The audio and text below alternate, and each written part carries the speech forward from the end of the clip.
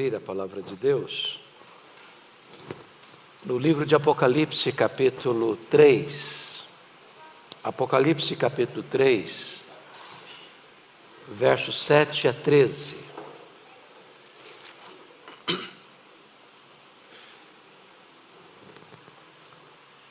Apocalipse 3, 7 a 13. Carta à igreja em Filadélfia.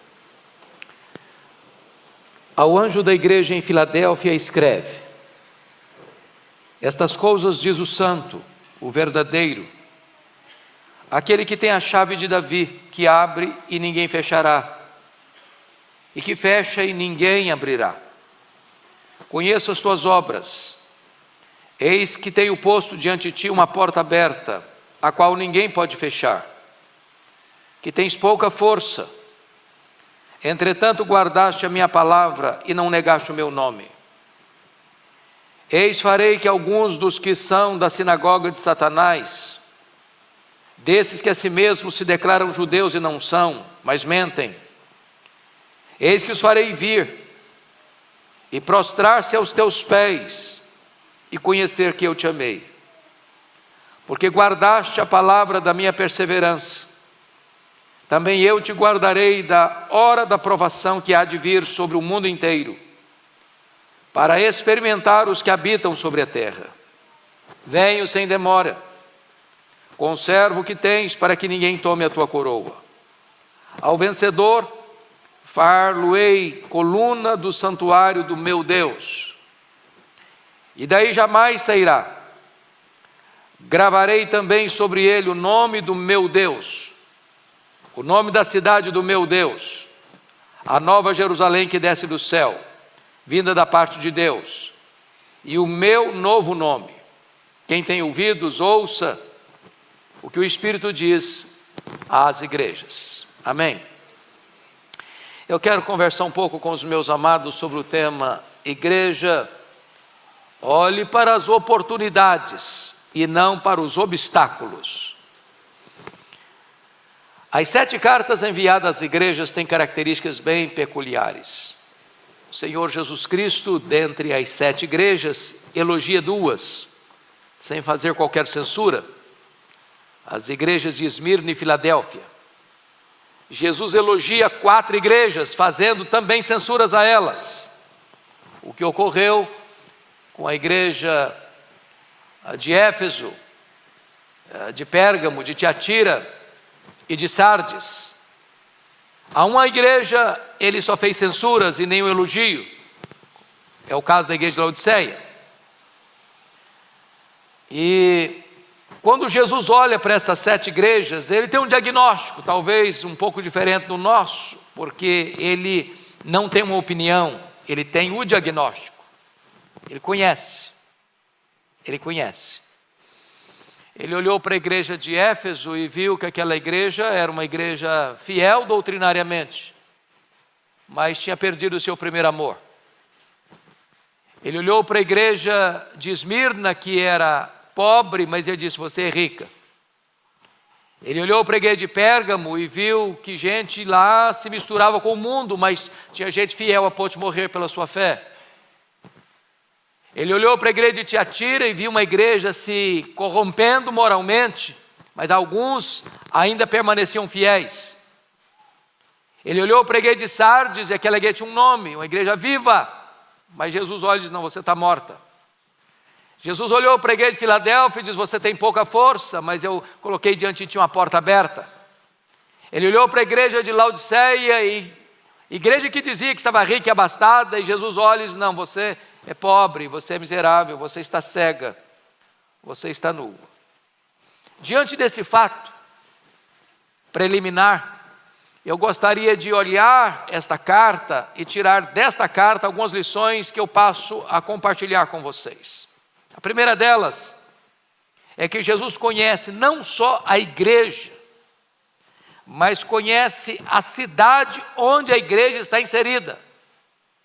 E Jesus nos ensina princípios, porque conquanto pregadores, conquanto professores de escola bíblica dominical, conquanto pessoas que ministram a palavra de Deus, cabe-nos não só conhecer o texto, mas conhecer o povo.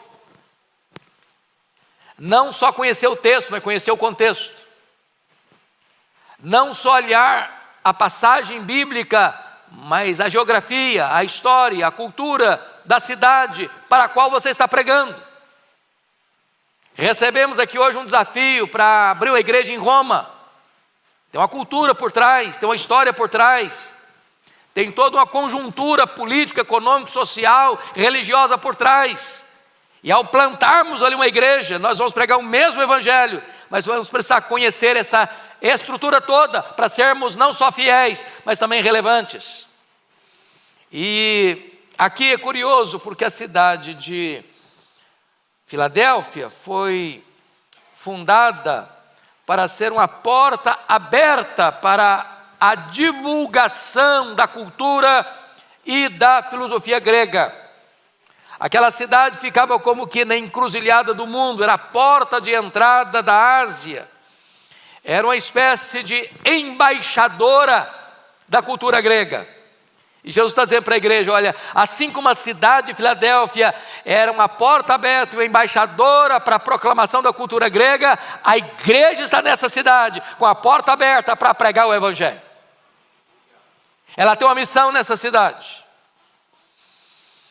Aquela cidade tinha sido castigada por vários terremotos. Tanto é fato que pessoas moravam em Filadélfia e alguns deles moravam em tendas improvisadas, com medo de terremotos, paredes rachadas, monumentos quebrados, arruinados. E é diante dessa cidade acostumada com abalos sísmicos é que Jesus Cristo diz que o vencedor seria colocado como coluna do santuário de Deus, coluna inabalável e inamovível. Portanto, aquela igreja entendia a linguagem de Jesus. Mas em terceiro lugar, olhando essa cultura da cidade, a cidade de Filadélfia foi batizada com um novo nome, depois da sua reconstrução, porque a cidade foi devastada por um terremoto, o mesmo terremoto que destruiu Sardes no ano 17, depois de Cristo, e aquela cidade só foi plenamente reconstruída no ano 90, com recursos imperiais, e então ao ser reconstruída, ela recebeu um novo nome, foi rebatizada com o nome de Neo-Cesareia, ou a nova cidade de César. Essa igreja entendia a linguagem que Jesus vai usar, e está postamente lá no verso 11, quando está escrito o seguinte: gravarei também sobre ele o nome do meu Deus, o nome da cidade do meu Deus, a Nova Jerusalém, o meu próprio nome. A igreja sabia o que era isso. O que Jesus está nos ensinando aqui, irmãos? Pegar ganchos da história, da geografia, da cultura, dos fatos que estão ocorrendo, para apresentar com mais clareza, com mais eloquência, com mais pertinência a mensagem do evangelho. Então, o pregador precisa criar pontes de contato na sua comunicação. Segundo ponto que eu chamo a sua atenção é que Jesus conhece a igreja e se apresenta como solução para ela. Primeiro, para uma igreja perseguida pelos falsos profetas, que eram os judaizantes, e você pode perceber isso comigo na linguagem de Jesus, no versículo 9, eis que farei que alguns que são da sinagoga de Satanás, desses que a si mesmos se declaram judeus e não são. Por que está acontecendo aqui? Os judaizantes, que eram judeus de raça, de sangue, estão dizendo para os crentes o seguinte: olha, vocês não estão salvos não. Se vocês não se limitarem e obedecerem aos preceitos judaicos, como aconteceu lá em Atos 15, se vocês não se circuncidarem, se vocês não guardarem a lei de Moisés, não há salvação para vocês não. E estão dizendo para os crentes: ó, vocês não estão salvos não. Se vocês querem ser salvos, vocês têm que voltar para o judaísmo. No cristianismo não tem salvação. E Jesus chama esse time, esse grupo de sinagoga de Satanás, que se declaram judeus, mas não são judeus, porque o verdadeiro judeu não é aquele que tem o sangue de Abraão correndo em suas veias, mas aquele que tem a fé de Abraão habitando em seu coração. O verdadeiro judeu, espiritualmente falando, é aquele que crê no Senhor Jesus. é aquele que é filho de Abraão pela fé, é o filho da fé. E então, para esta igreja perseguida pela questão religiosa, Jesus vai se apresentar da seguinte maneira no verso 7. Estas coisas diz o santo, o verdadeiro. É aquele que é o verdadeiro, é aquele que é o santo separado, é que está se dirigindo a uma igreja tão atacada pelas falsas doutrinas. Jesus está criando pontos de contato. Segundo, para uma igreja sem força aos olhos do mundo, Jesus parabeniza a igreja pela sua fidelidade. Olha o verso 8. Conheça as suas obras. Eis que tenho posto diante de ti uma porta aberta, a qual ninguém pode fechar. Tens pouca força, entretanto guardaste a minha palavra, que não negaste o meu nome. Verso 10, parte A, porque guardaste a palavra da minha perseverança. Notem vocês, a igreja é fraca aos olhos do mundo. Fraca por quê? Fraca porque talvez é pequena. Fraca porque talvez os membros são pobres. Fraca porque talvez os membros dessa igreja são escravos. E Jesus conhece a fraqueza da igreja. Mas ele disse, olha, apesar de vocês serem fracos, vocês têm guardado a minha palavra. Vocês têm sido perseverantes. Vocês não têm sucumbido. Vocês não têm negado a fé. Vocês não têm retrocedido diante das dificuldades, nem das pressões e opressões que vêm sobre vocês. Mas em terceiro lugar, para uma igreja perseguida e odiada pela sinagoga de Satanás, Jesus diz que ela é a igreja amada por Ele. Olha o versículo 9 comigo. Eis que farei que alguns dos que são da sinagoga de Satanás, desses que a si mesmos se declaram judeus e não são, mas mentem, eis que os farei vir e prostrar-se aos teus pés e conhecer que eu te amei. Olha que coisa maravilhosa. O que Jesus está querendo dizer com isso?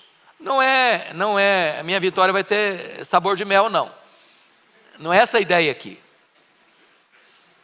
A ideia aqui é que esta igreja que está sendo acusada pelos judeus, que Jesus chama de sinagoga de Satanás, e não se intimida, não recua, mas permanece fiel, permanece íntegra, permanece obediente, o Senhor Jesus vai fazer que aqueles que estão atacando a igreja, acusando a igreja de ser falsa, de não crer no verdadeiro Deus, de não estar salva, essas pessoas vão ser trazidas pelo próprio Senhor Jesus, para terem que reconhecer que a igreja é verdadeira, é fiel e é amada do Senhor Jesus.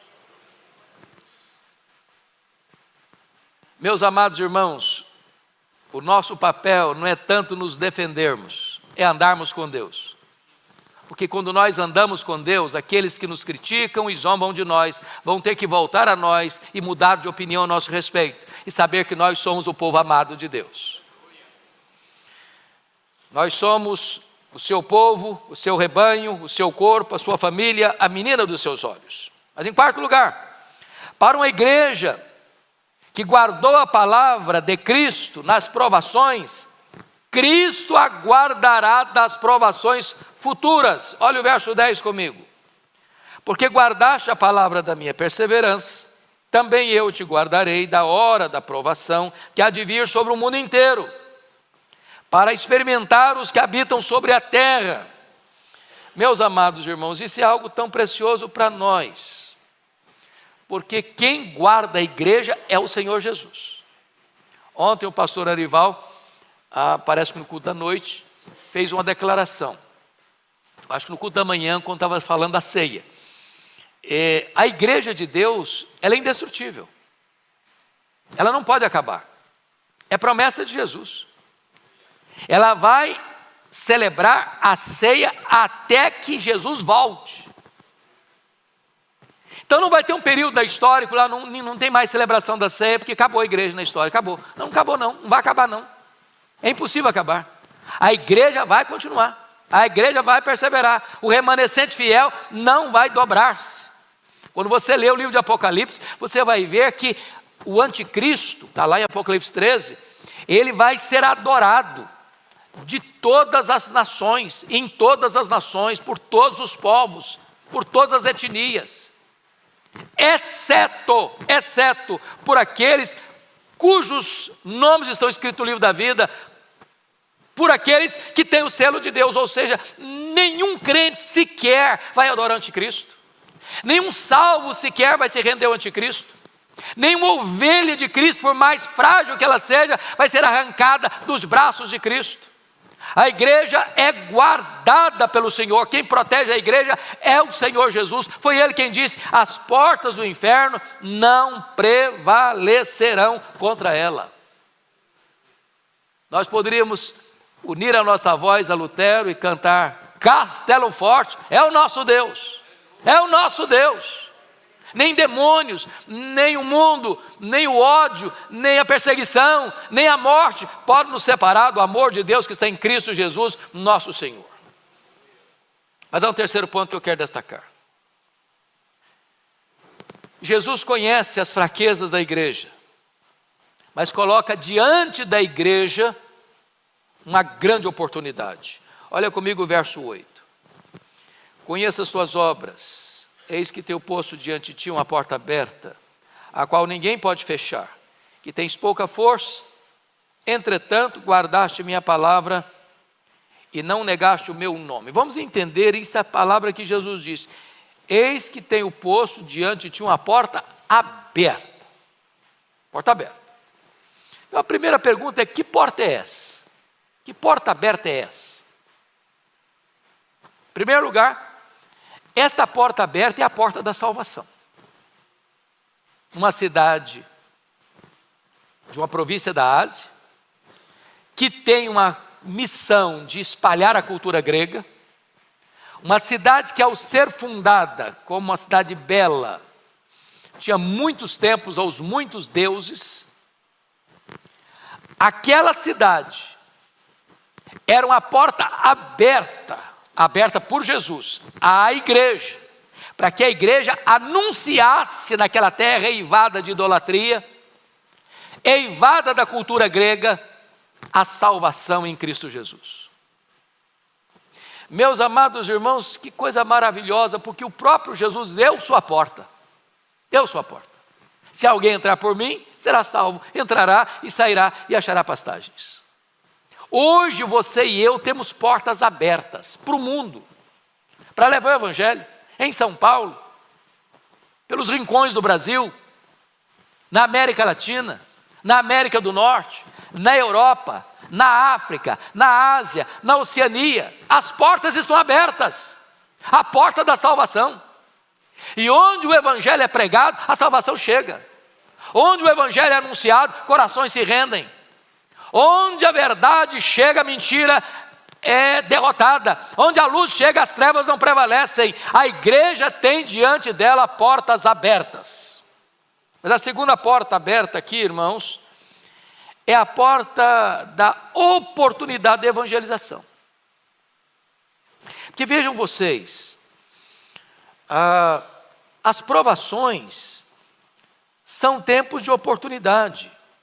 Versículo 10, porque guardaste a palavra da minha perseverança, também eu te guardarei da hora da provação que há de vir sobre o mundo inteiro, para experimentar os que habitam sobre a terra. As provações chegam.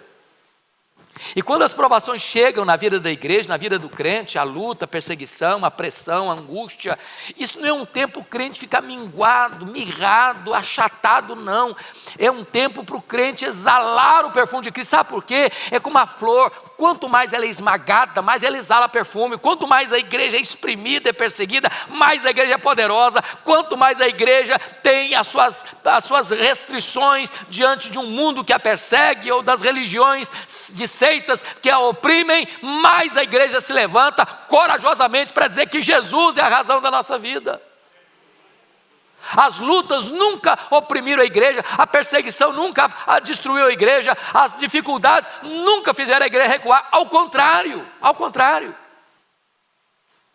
Mas ainda, A idolatria é uma oportunidade. Quando Paulo chegou em Atenas, diz a Bíblia que caminhando pela cidade, olhando, observando os objetos do culto, os templos, os monumentos, tinha mais de 30.000 estátuas dedicadas aos deuses. Quando Paulo chegou lá, diz a Bíblia que o espírito dele se revoltou, mas não se revoltou para ficar assim num canto estoicamente lamentando, não, se revoltou para ir para a sinagoga e falar, e se revoltou para ir para a praça todos os dias e discutir com os filósofos, falando de Jesus e da ressurreição.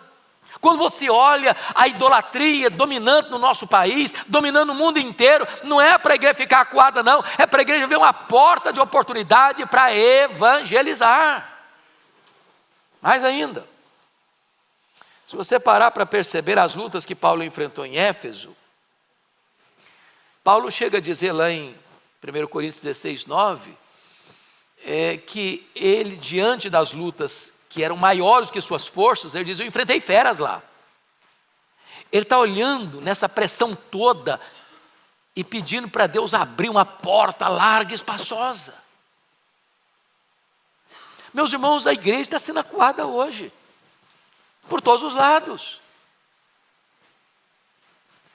A igreja hoje está sendo perseguida por todos os cantos. Se não é perseguição física, é perseguição filosófica, é perseguição ideológica, é perseguição teológica, é perseguição de todos os lados. Mas a igreja não deve olhar isso como uma situação para calar a sua voz, para amordaçar a sua voz, não. A igreja deve olhar essa circunstância e Deus abre porta para nós, Deus abre oportunidade para nós, Deus abre fronteiras novas para nós. Nós estamos ouvindo todo dia, não, a Europa, o continente que foi o berço do protestantismo, é hoje um continente pós-cristão, e é um continente pós-cristão, e pós-cristão, não, é pós-cristão, pois agora é a nossa vez, agora nós vamos inverter o barco, agora nós vamos daqui para lá, agora nós vamos plantar a igreja lá, agora nós vamos evangelizar lá, é agora a nossa vez. Olha a porta aberta, é Deus que está botando porta aberta. Mas mais, amados, quando você vê Paulo preso em Roma, está preso, está algemado, ele, lá em Colossenses 4, 3 e 4, ele ora para que Deus abra a porta. Eu acho isso incrível, porque Paulo estava velho, Paulo estava cheio de cicatrizes, Paulo estava pobre, Paulo estava acusado, Paulo podia pensar: bom, eu preciso cuidar de mim, eu já estou velho, eu preciso cuidar da minha saúde, eu preciso cuidar do meu futuro, preciso pensar em me aposentar, preciso pensar pelo menos curtir um pouquinho a vida. Ele está orando, pedindo: Deus, abra uma porta, abra uma porta. E ele está algemado, e ele diz: olha, que oportunidade fantástica, eu estou algemado. Tem um cara que está aqui colado comigo, e ele não pode nem fugir, eu vou falar de Jesus para ele, e ganhou toda a guarda pretoriana. Olha a circunstância da vida, meu irmão, por mais carrancuda que ela seja, como a porta que Deus está colocando diante de você, para você testemunhar do Senhor Jesus Cristo. A igreja era fraca, ela estava enfrentando oposição, ela tinha ameaça de tribulação no futuro, mas o Senhor Jesus está dizendo para ela o seguinte: olha, eu coloquei diante de você uma porta aberta, e a porta que eu abro ninguém fechará, e a porta que eu fecho ninguém abrirá. Quarto lugar, quarta lição: Jesus não apenas conhece as dificuldades da igreja, mas Jesus dá para a igreja grandes garantias. Olha comigo o versículo 7, por gentileza. Ao anjo da igreja em Filadélfia escreve: estas coisas diz o santo, o verdadeiro, aquele que tem a chave de Davi, que abre e ninguém fechará, que feche ninguém abrirá. O que significa isso, irmão? Jesus tem em suas mãos grande autoridade. Ele já tinha dito lá no capítulo 1, verso 18 de Apocalipse: eu tenho as chaves da morte e do inferno. Agora ele diz, capítulo 3, versículo 7, eu tenho a chave de Davi. E ter a chave de Davi significa ter autoridade. Autoridade. Antes do Senhor Jesus comissionar a sua igreja, ele disse para ela: toda a autoridade me foi dada nos céus e na terra. Portanto, ide. Nós não estamos indo na nossa força, no nosso poder, com a nossa capacidade apenas, nós estamos indo debaixo de autoridade, nós estamos indo debaixo de poder, nós estamos indo debaixo daquele que tem o comando, que tem o controle, que domina tudo, a obra é dele, quem faz a obra é ele, nós somos apenas os cooperadores, porque é ele quem vai na nossa frente, é ele quem abre portas, é ele quem fecha portas, é ele quem dá arrependimento, é ele quem dá a fé, é ele quem chama eficazmente, é ele quem faz, é ele quem edifica a igreja. Esta porta, esta chave de Davi, que abre a porta do Evangelho, abriu para os judeus, lá em Atos 2, abriu para os samaritanos, lá em Atos 8, abriu para os gentios, lá em Atos 20, e abre, irmãos, esta porta para o mundo inteiro, quando a igreja tem olhos abertos para ver. Mas eu quero concluir com o último ponto. Jesus não apenas conhece a pobreza da igreja, mas promete à igreja uma grande recompensa e uma gloriosa herança. Olha comigo o verso 11, por favor. Venho sem demora, conserva o que tens, para que ninguém tome a tua coroa. Jesus está dizendo para essa igreja o seguinte: olha, vá fazer a obra, vamos lá, a porta está aberta. E tem uma coisa, não tem muito tempo também não. Eu venho sem demora. O tempo de Deus não é o nosso, mas Ele prometeu que vai voltar, e Ele disse que vai ser rápido, que nós não temos todo o tempo urge, e é preciso fazer a obra de Deus enquanto é dia, porque a noite vem quando ninguém mais pode trabalhar. Mais do que isso, nós precisamos guardar o que temos, guarda o que tens, para que ninguém tome a tua coroa. E a ideia de coroa aqui, irmãos, não é perder a salvação, não é que alguém pode chegar em você e tirar a sua salvação, você está salvo hoje e perder essa salvação, não é isso que Jesus está falando. A coroa aqui é a grande oportunidade que aquela igreja tinha de, na cidade que tinha portas abertas para divulgar a cultura grega, a igreja tem portas abertas para pregar o Evangelho. Se a igreja não aproveita o tempo da sua oportunidade, como candeeiro que é, o Senhor Jesus pode chegar e retirar esse candeeiro.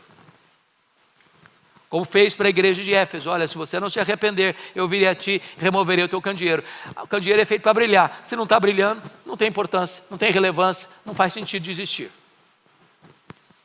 É como aquela planta que está lá na parábola que Jesus contou, de uma figueira no meio de uma vinha, que o dono veio e procurou fruto, não encontrou, voltou no outro ano, procurou fruto, não encontrou, voltou no terceiro ano, não encontrou fruto, e o dono falou: pode cortar, está ocupando espaço inutilmente, pode cortar. O Senhor está nos dando oportunidades, guarda o que tens, para que ninguém tome a tua coroa. Seja um crente de verdade, seja um crente ativo, dinâmico, que entenda que você não foi salvo apenas para desfrutar a salvação, você foi salvo também para levar essa salvação a outras pessoas. Você agora que foi alcançado é um enviado, você que foi alcançado pela graça, agora é um embaixador da graça de Deus. Você não pode se calar, você não pode se omitir. Mas a segunda coisa que Jesus faz é prometer no verso 12 algo maravilhoso: ao vencedor falo-ei coluna do santuário do meu Deus. Ou seja, se nós formos frágeis e peregrinos aqui, nós temos a promessa de algo inabalável ali. Se aqui formos peregrinos, lá nós seremos inabaláveis como a coluna do santuário de Deus. Nada nem ninguém pode nos abalar. Terceiro, o vencedor terá gravado em sua vida um novo nome. Para aquela cidade que tinha trocado de nome, agora Jesus está dizendo: olha, o vencedor, o fiel, o que persevera, ele vai ter gravado um novo nome nele. E aqui vale a pena você olhar comigo no verso 12. Gravarei também sobre ele o nome do meu Deus, o nome da cidade do meu Deus, que é a Nova Jerusalém que desce do céu, vindo da parte do meu Deus, e o meu novo nome, o nome do Pai, o nome da Nova Jerusalém e o nome do Filho. Vão estar gravados em você. E o universo inteiro vai saber que você é propriedade de Deus. E o universo inteiro vai saber que você faz parte da família de Deus. Você é a igreja de Deus, porque você é a própria Nova Jerusalém. Quando João é chamado para ver a esposa do Cordeiro, a Nova Jerusalém,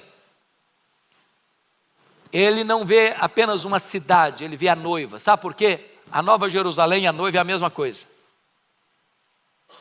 A cidade santa é a própria igreja. O que vai brilhar lá não é apenas uma cidade de ruas de ouro, com portas de pérolas.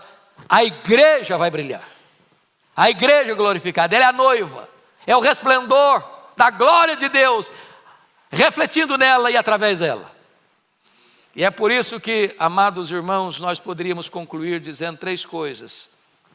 A porta aberta é a oportunidade da igreja. A chave de Davi é a autoridade de Cristo. E a coluna do santuário é a segurança do crente. Então, Cristo abriu as portas, Cristo tem as chaves, e Cristo promete segurança eterna. Agora é com você e é comigo. Agora é conosco. As portas continuam abertas. E é tempo da igreja olhar não para os obstáculos, mas olhar para as oportunidades. Não é tempo de recuar, não é tempo de se acovardar. É tempo de agir, é tempo de trabalhar. É tempo de abrir os olhos e ver as portas que o Senhor Jesus abriu para nós. Entremos por elas e trabalhemos para a glória dele até que ele volte.